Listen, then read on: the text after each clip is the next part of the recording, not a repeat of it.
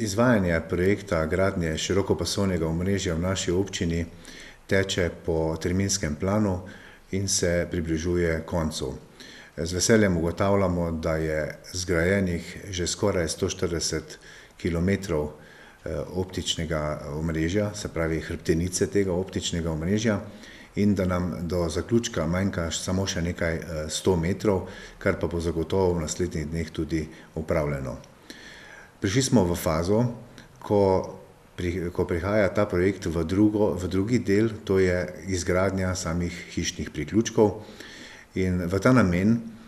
so že na voljo pristopne pogodbe za vse tiste upravičence iz tako imenovanih belih lis,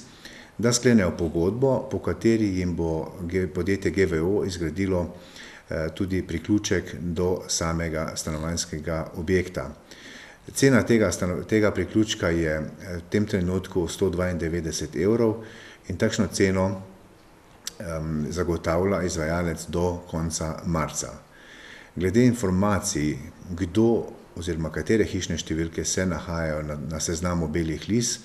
je pri nas na občinski upravi zadolžen Andraž Mlakar, zato predlagam, da se v zvezi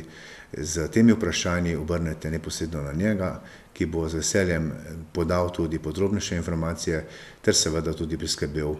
samo pogodbo za izgradnjo hišnega priključka. Vsi ostali, ki v tem trenutku še ne smejo biti priključeni, pa lahko v tem trenutku fizično že izgradijo priključek, vendar jim izvajalec še ne sme upihniti tako imenovanega optičnega kabla, kar bo zgrajeno v drugi fazi, ki bo nastopila takoj, ko bomo od strani ministrstva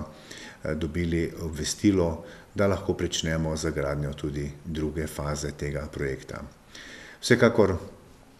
je odprto širokopasovno omrežje ena velika pridobitev, nekateri rečejo kar informacijska avtocesta, in na ta način postajamo tudi v konjiški občini podobni zahodni Evropi, oziroma če malo bolje pogledamo podatke, smo že pred večino zahodnega sveta, kajti po nekaterih podatkih